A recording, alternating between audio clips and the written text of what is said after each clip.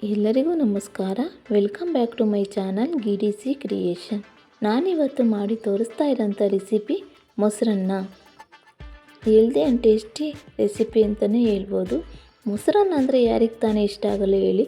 ಚಿಕ್ಕ ಮಕ್ಕಳಿಂದ ಹಿಡಿದು ದೊಡ್ಡವರು ಕೂಡ ತುಂಬ ಇಷ್ಟಪಟ್ಟು ತಿನ್ನೋವಂಥ ರೆಸಿಪಿ ಮೊಸರನ್ನ.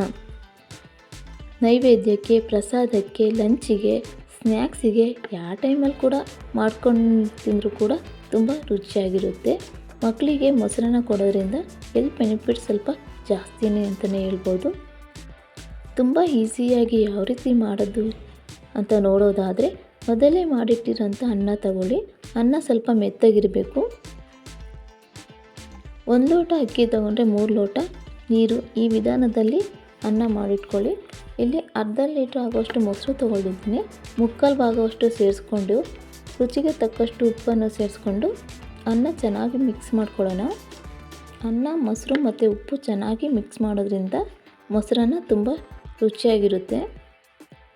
ಬೇಕಿದ್ದಲ್ಲಿ ಕ್ರೀಮಿ ಸ್ಟ್ರೆಚರ್ ಬೇಕು ಅಂದರೆ ಹಾಲು ಕೂಡ ನೀವು ಸೇರಿಸ್ಕೋಬೋದು. ನಂತರ ಎತ್ತಿಟ್ಟಿರೋಂಥ ಮೊಸರು ಕೂಡ ಸೇರಿಸ್ಕೊಂಡು ಚೆನ್ನಾಗಿ ಮಿಕ್ಸ್ ಮಾಡ್ಕೊಳ್ಳೋಣ.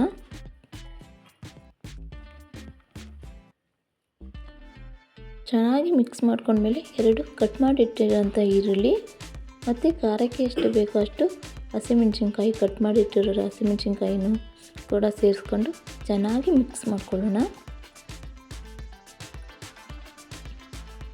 ನಂತರ ತುರಿದಿಟ್ಟಿರೋಂಥ ಕ್ಯಾರೆಟು ಮತ್ತು ಕಟ್ ಮಾಡಿಟ್ಟಿರೋಂಥ ಕೊತ್ತಂಬರಿ ಸೊಪ್ಪು ಕೂಡ ಸೇರಿಸ್ಕೊಂಡು ಮಿಕ್ಸ್ ಮಾಡ್ಕೊಳ್ಳೋಣ. ಕ್ಯಾರೆಟ್ ಸೇರಿಸೋದ್ರಿಂದ ಸ್ವಲ್ಪ ಕಲರ್ಫುಲ್ಲಾಗಿ ಕಾಣಿಸೋದ್ರಿಂದ ಮಕ್ಕಳಿಗೆ ತಿನ್ನೋಕ್ಕೆ ತುಂಬ ಇಷ್ಟ ಆಗುತ್ತೆ. ಹಾಕಿರೋ ಇಂಗ್ರೀಡಿಯೆಂಟ್ಸ್ ಎಲ್ಲ ಸೇರಿಸಿ ಚೆನ್ನಾಗಿ ಮಿಕ್ಸ್ ಮಾಡ್ಕೊಳೋದ್ರಿಂದ ಆ ಇಂಗ್ರೀಡಿಯೆಂಟ್ಸ್ ಫ್ಲೇವರ್ ಬಿಟ್ಕೊಳೋದ್ರಿಂದ ಮೊಸರನ್ನ ತುಂಬ ರುಚಿಯಾಗಿ ಬರುತ್ತೆ. ನಂತರ ಒಂದು ಒಗ್ಗರಣೆ ಪಾತ್ರೆ ಇಟ್ಕೊಂಡು ಅದಕ್ಕೆ ಸ್ವಲ್ಪ ಎಣ್ಣೆ ಹಾಕ್ಕೊಂಡು, ಎಣ್ಣೆ ಕಾದ್ಮೇಲೆ ಸಾಸಿವೆ ಮತ್ತು ಅರ್ಧ ಟೀ ಸ್ಪೂನ್ ಆಗುವಷ್ಟು ಉದ್ದಿನಬೇಳೆ, 1 ಟೀ ಸ್ಪೂನ್ ಆಗುವಷ್ಟು ಕಡಲೆಬೇಳೆ, ಬೇಕಿದ್ದಲ್ಲಿ ಇಂಗು ಮತ್ತು ಬ್ಯಾಡಗಿ ಮೆಣಸಿನ್ಕಾಯಿ ಕೂಡ ನೀವು ಫ್ಲೇವರ್ಗೆ ಸೇರಿಸ್ಕೋಬೋದು. ನಂತರ ಕರಿಬೇವು ಸೇರಿಸ್ಕೊಂಡು ಒಂದು ಹದವಾದ ಒಗ್ಗರಣೆಯನ್ನು ಮಾಡ್ಕೊಳ್ಳೋದ್ರಿಂದ ಮೊಸರನ್ನಕ್ಕೆ ತುಂಬ ರುಚಿ ಕೊಡುತ್ತೆ. ನೋಡಿ, ಒಗ್ಗರಣೆ ಈಗ ರೆಡಿ ಆಗ್ತಿದೆ. ಈಗ ಮಿಕ್ಸ್ ಮಾಡಿಟ್ಟಿರೋಂಥ ಮೊಸರನ್ನಕ್ಕೆ ಒಗ್ಗರಣೆಯನ್ನು ಹಾಕಿ ಚೆನ್ನಾಗಿ ಒಂದು ಮಿಕ್ಸ್ ಮಾಡ್ಕೊಳ್ಳೋಣ.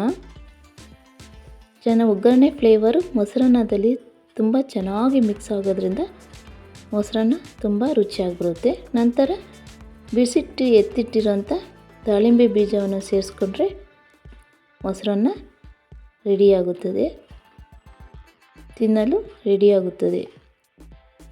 ನೋಡಿ ಎಷ್ಟು ಕಲರ್ಫುಲ್ಲಾಗಿ ಕಾಣಿಸ್ತಾ ಇದೆ. ಈ ನನ್ನ ರೆಸಿಪಿ ಇಷ್ಟವಾಗಿದ್ದಲ್ಲಿ ಲೈಕ್ ಮಾಡಿ, ಶೇರ್ ಮಾಡಿ, ಸಬ್ಸ್ಕ್ರೈಬ್ ಮಾಡಿ.